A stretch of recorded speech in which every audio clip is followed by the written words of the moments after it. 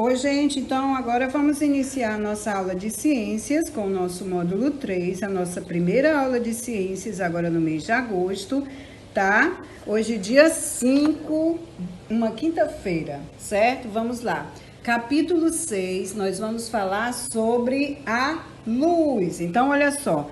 Era uma vez, muitas histórias começam com essas palavras e são contadas de várias maneiras. O teatro de sombras também tem a própria maneira de narrar uma história. Quanto às sombras, elas não existem somente nesse tipo de teatro. Se andarmos sob a luz do sol, seja por onde for, haverá uma sombra seguindo nossos passos. Esse evento está relacionado à luz. Essa foto dessas duas imagens aqui está retratando o teatro de sombras lá na Indonésia, tá? E essa foto foi tirada em 2016. Então, você já assistiu a um teatro de sombras?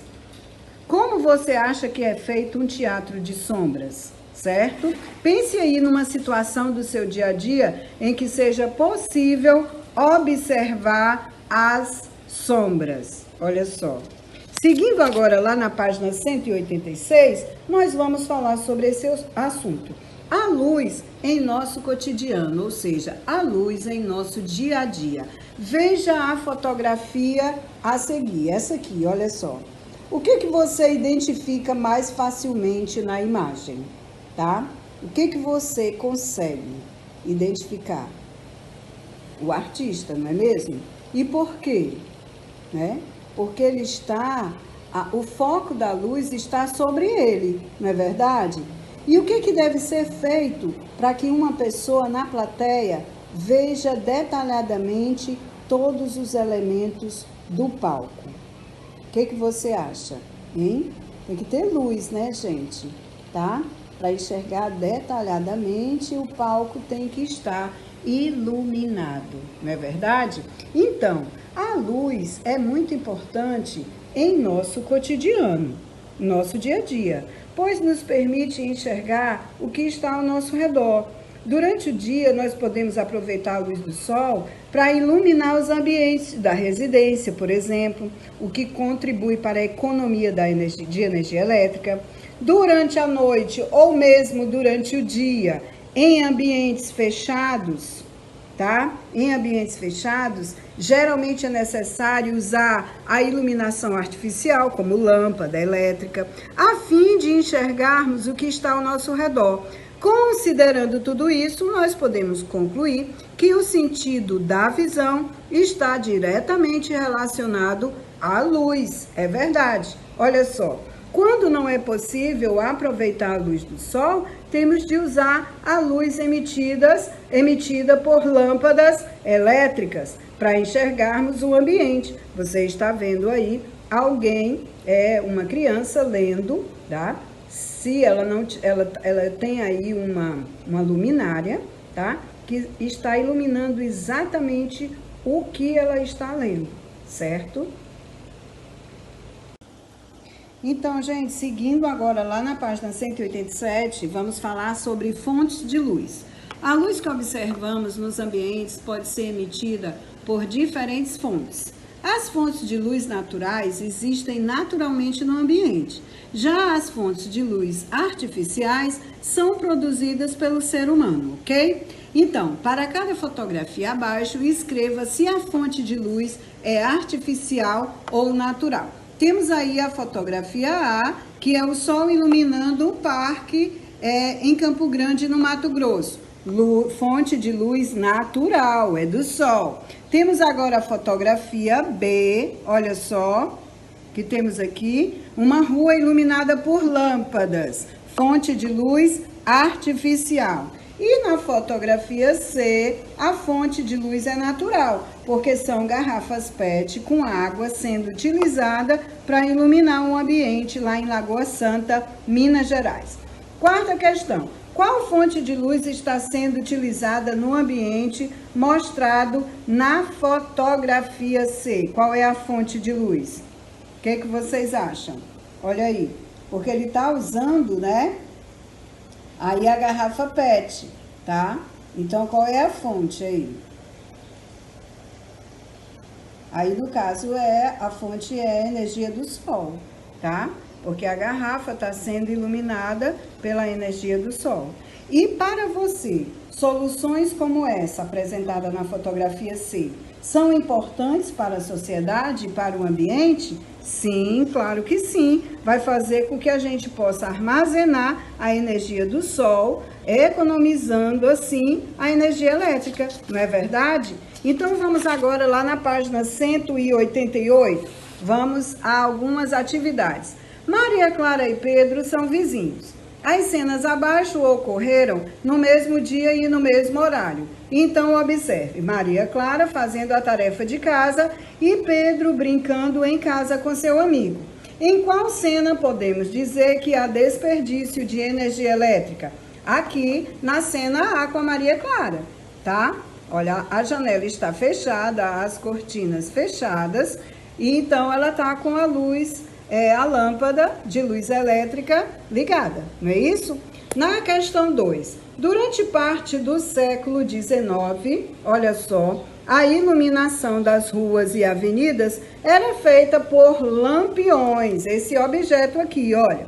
Os acendedores de lampião eram os profissionais que acendiam os lampiões no fim do dia e logo no amanhecer apagavam. Então, no Brasil, somente por volta de 1879, a iluminação pública passou a ser feita com energia elétrica, sendo o Rio de Janeiro a primeira cidade a receber a energia elétrica. Então, na A, quando aceso o lampião, é uma fonte de luz artificial ou natural? Artificial, né, gente? Porque aqui, olha, tem um combustível, tá?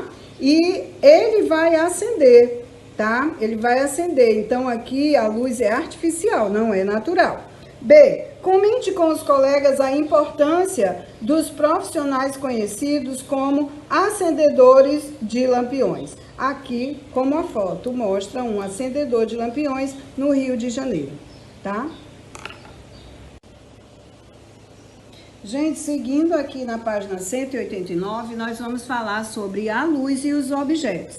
Ele pede que você circule na cena a seguir os objetos que emitem luz. Então, estamos vendo aqui uma lâmpada, a TV, que emite luz, e o que mais? No momento, só isso mesmo, não é verdade? Então, uma fonte de luz natural ou artificial, ela também pode ser chamada de corpo luminoso, pois é capaz de emitir sua luz própria. O televisor ligado e a lâmpada elétrica acesa na cena, nessa cena aqui, olha, são exemplos de corpos luminosos. Além deles, nós podemos citar o Sol e outras estrelas, as velas acesas, as lanternas ligadas, entre outros exemplos. Já um corpo iluminado é aquele que não emite luz, não tem luz própria. E o sofá, o tapete, no caso aqui, olha, o sofá, o tapete, as pessoas da cena aqui, por exemplo, são exemplos de corpo iluminados, porque eles estão recebendo a luminosidade, a luz dos objetos que são luminosos, tá? Então, vimos que o livro é um corpo iluminado, tá certo? Como é possível lermos um livro se ele não emite luz? Então, tem que ter, se ele não tem luz, tem que ter um corpo luminoso emitindo luz para que o livro seja iluminado e você possa ler, ok? Lá na página 190, continuando, nós conseguimos enxergar os corpos iluminados em um ambiente quando eles recebem luz de um corpo luminoso. Na cena anterior, as pessoas conseguem ler o livro porque ele está sendo iluminado, principalmente pela lâmpada elétrica acesa, assim como eu acabei de explicar. Então, olha só, temos aqui um esquema, um desenho que vai explicar como isso acontece. Na parte A, olha só, é a parte da luz que atinge, olha, temos aqui a luz, o corpo luminoso, tá? Vai iluminar o livro, a parte da luz que atinge o livro, ela é refletida e chega no olho humano, tá? Quando a luz chega no olho humano, atravessa a pupila, olha só, essa partezinha aqui. E outras estruturas, outras partes desse órgão e atinge lá dentro a retina, tá? Quando, olha só, a luz atinge a retina, a pessoa enxerga o livro. É assim que acontece. Então, ao atingir um corpo iluminado, a luz, olha, ela pode atravessá-lo ou não. Isso depende do material e da espessura do corpo. Veja a seguir, por exemplo, o livro, a luz não vai poder atravessar, mas vamos ver os materiais que ela pode atravessar. Materiais que bloqueiam a passagem da luz, que incide sobre eles, são chamados opacos. Você não consegue enxergar a luz do outro lado, tá certo? E os materiais que permitem passagem apenas de uma parte da luz, como fica um pouco embaçado, são os translúcidos. E aqueles que a luz atravessa, que permite a passagem da luz, esses são chamados os transparentes, certo? Aqui na página 191, nós vamos ver o seguinte, que o bloqueio da passagem da luz por materiais opacos e translúcidos resulta na formação de sombras, certo? Para que a sombra se forme, são necessários uma fonte de luz, como você está vendo aqui, olha, como o sol ou uma lâmpada elétrica, um corpo opaco e um anteparo, onde a luz, a sombra vai se projetar. Então, veja a seguir como ocorre a formação da sombra no teatro de sombras, como apresentado nas páginas lá que a gente viu na abertura do capítulo.